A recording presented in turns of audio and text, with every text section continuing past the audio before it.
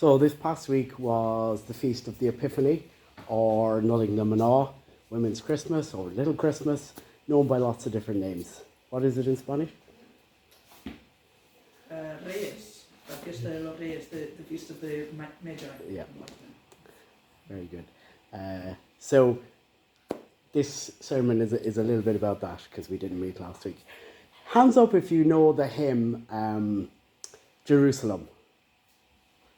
The mega British one. And did those feet in ancient times walk upon England's mountains green? And was the Holy Lamb of God on England's pleasant pastures seen? I remember the first time I heard Jerusalem.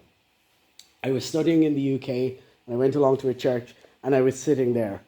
The melody was stirring, almost defiant, a tune that seemed to gather people into a shared sense of pride and purpose. But the words unsettled me. I remember sitting there thinking, do these people truly believe Jesus once wandered around England? As a casual student of history, and particularly of my own Irish history, I know how frequently people and nations mythologize themselves by placing God at the centre of their story, imagining the divine as having walked their land, blessed their projects, and sanctioned their power. Blake's romantic myth highlights a human tendency. We situate the divine within our own familiar landscape and likeness.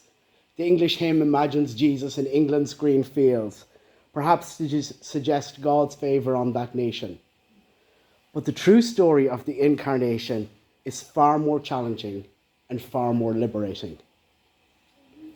It insists that God stepped into a very different kind of landscape. Not a genteel English garden, but the rough terrain of first century Palestine under imperial rule.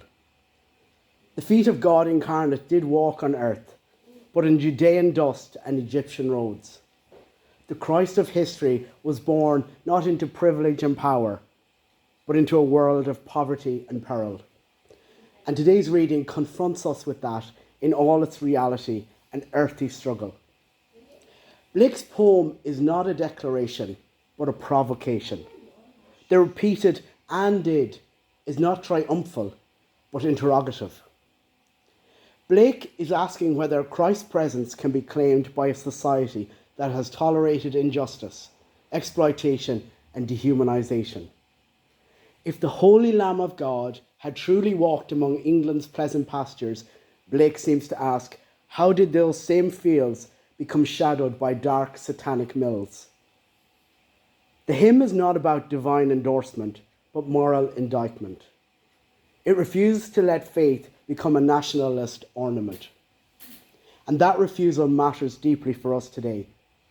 Christianity has always been tempted to domesticate Jesus, to imagine him walking landscapes that flatter us, speaking in accents and with skin tones that reassure us, blessing systems that would benefit us. But the gospel resists this impulse with remarkable consistency. Jesus is never where power expects him to be. He is born in the wrong place, in the wrong time, to the wrong people. And Matthew's gospel ensures that we never forget this. So soon after Christmas, we would prefer to linger by the manger with the Magi and the shepherds. But the Christmas story doesn't stay here very long. Almost immediately, the narrative darkens.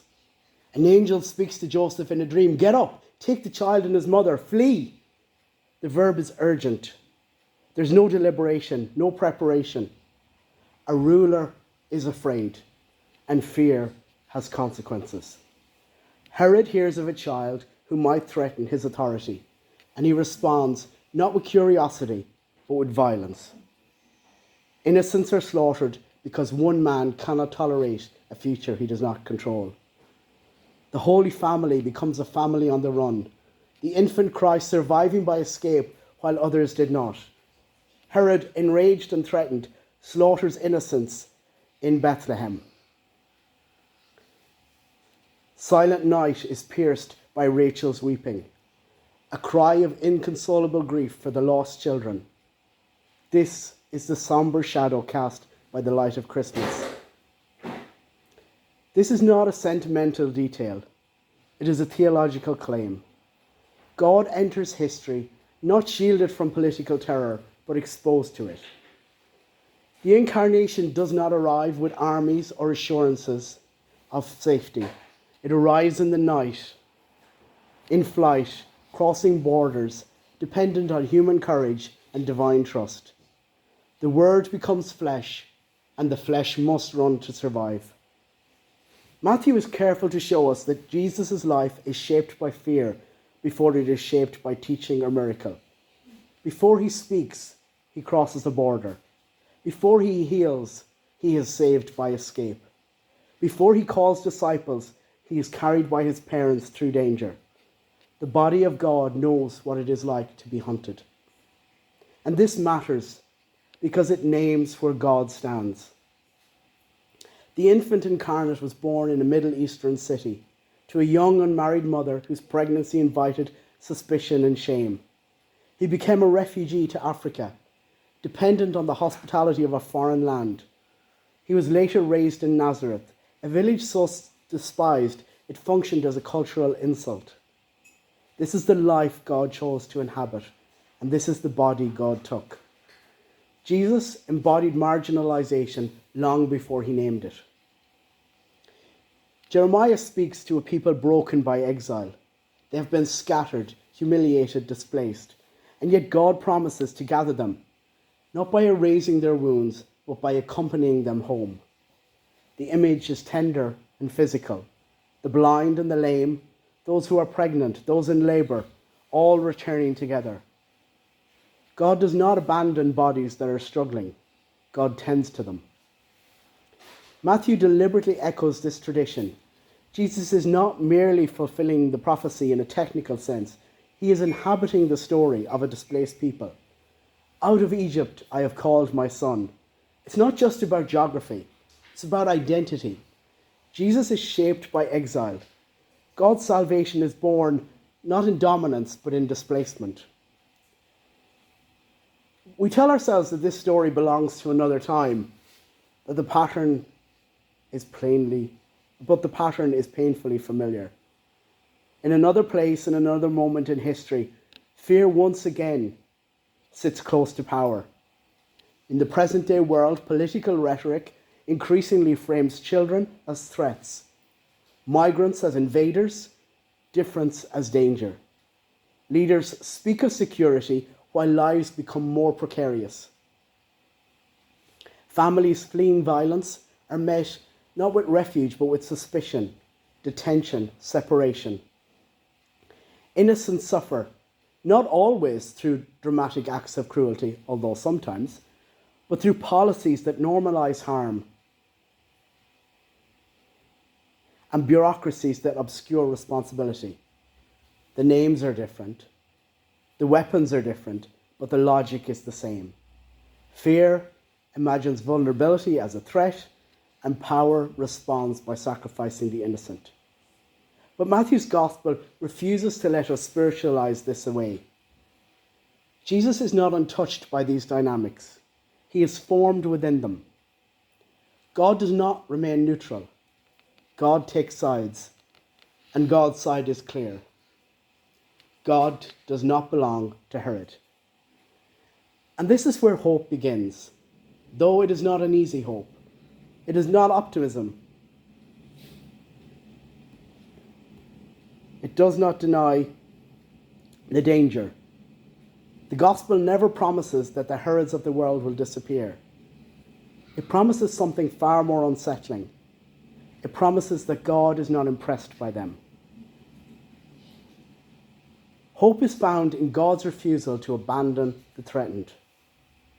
Hope is found in Joseph, who listens and acts without fanfare. Hope is found in Mary, who carries God through exile, trusting that her body is not only a site of risk, but of revelation. And hope is found in a child who survives, not untouched, but present. And hope is found now, wherever bodies refuse to harden in fear. This is where incarnational theology demands our attention. The Word did not become an idea. The Word became flesh. Vulnerable flesh, political flesh, flesh marked by race and geography, class and danger. God's revelation does not bypass bodies, it arrives through them. This is what I would call an embodied theology. It insists that our bodies are not obstacles to God, but sites of God's speech. Our lives, our scars, our desires, our survival, they're not distractions from our faith. They're where our faith takes place. Our broken, female, black, differently abled, queer, trans bodies, they matter. Too often people have been told that our bodies are problems to be solved, temptations to be resisted, or deviations to be corrected. But the incarnation tells a different story. If God has chosen to reveal God's self in a body shaped by marginalization, then marginalized bodies are not theological errors. They are theological texts. Queer theology simply takes the incarnation seriously. God crosses boundaries, refuses binaries. God is revealed not in purity, but in proximity. Jesus crosses heaven into earth, safety into danger, power into powerlessness. He touches what is forbidden. He eats with those who are excluded. He heals bodies deemed unclean. He queers every system that insists some lives are less worthy than others. Today, the Spirit continues this work, unsettling rigid categories and breathing life into spaces where fear tries to control. Our bodies too carry scars, and like the risen Christ, those scars are not erased. They are revealed. They testify that survival itself can be holy, that endurance can be revelatory, that wounded bodies are not failures of faith, but witnesses to it. The psalmist cried out, "How lovely is your dwelling place, O Lord." Once that dwelling place was imagined as a temple, but after incarnation, the dwelling place of God is flesh. God makes a home not in stone, but in bodies, in frightened bodies, in queer bodies, in refugee bodies, in bodies the world deems disposable. And Paul dares to say that this was always the plan, that we were chosen from the beginning to be adopted sons, belonging, not despite our bodies, but within them. God's good purpose has always included those pushed to the margins. So when we ask where hope is found, the answer is not in nostalgia or national myth-making. It is not in imagining Christ walking landscapes that flatter us. Hope is found in recognizing where Christ is already walking. In the camps, in the courtrooms, in the detention centres, in the homes of those who fear the knock on the door, in the lives of queer people who refuse to disappear, in the bodies that carry God through hostile terrain. From the Andes to the Alps, from the Nile to the Niger, from Galilee to the Ganges, across every corner of creation. This hope is not sentimental.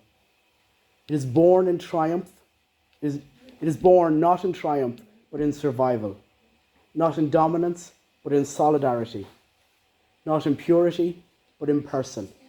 And it leaves us with a choice. Will we align ourselves with fear or with the fleeing God? Will we protect our comfort or will we carry Christ into exile? Because the incarnation is not finished. God is still being carried through the world in human flesh, and our bodies are part of that story. And today when I was thinking about what can we do, as you so rightly said, there's so much turmoil, there's so much fear in the world. What can we do? And I remembered this story of the Grapefruit Ladies. And I've known the Christy Moore song for years, Dun Stores, so this story was familiar to me. Nobody thought these ladies were going to have any impact when they stepped out of Dun Stores in Dublin onto the street and refused to sell produce from South Africa. Nobody thought it was going to have any impact. But that one action, that refusal to bend to power, that refusal to stand by while people were being oppressed. Despite not knowing those people, despite never having met people who even looked like those people, they stood up and said, no, we can't stand by and let this happen. And who would have thought that those 10 ladies from Dunstores in the 1980s Ireland would have set in motion something that would have changed the world so much, that they would have met with Archbishop Desmond Tutu and Jesse Jackson and Nelson Mandela, and be remembered and invited back to his funeral. So, although it might feel that what we can do is very small, small pebbles produce mighty ripples that can pass through a long way and affect things in time and space. So I would encourage you to look for what you can do. I'm not asking you to stop selling grapefruit or eating it or avocados or whatever else, but what can you do? Who can you encourage? It must have been very humbling for those ladies to think that they encouraged Nelson Mandela in his fight for freedom in South Africa. And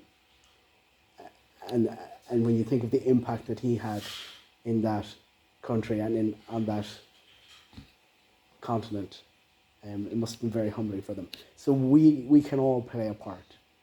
We're going to take a few moments just to be quiet,